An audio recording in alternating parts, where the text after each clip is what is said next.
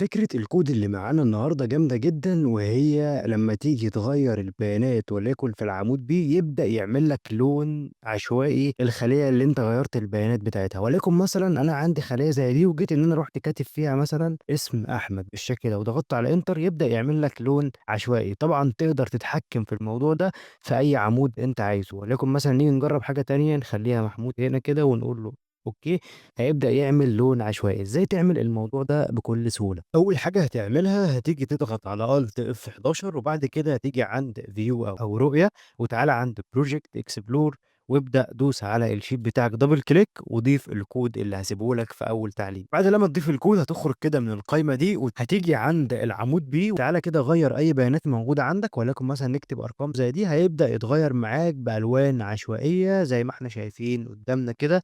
بكل سهولة. وطبعًا لو حبيت تغيّر مكان العمود ما فيش مشكلة، تعالَ اضغط على Alt F11 وتعالَ عند حرف الB هنا كده ابدأ اكتب حرف العمود اللي أنت عايزه، اكتبه تحت وفوق زي ما إحنا شايفين كده، وبعد كده احفظ الكود واخرج هتلاقي الموضوع اتعدل معاك على العمود اللي أنت عايزه.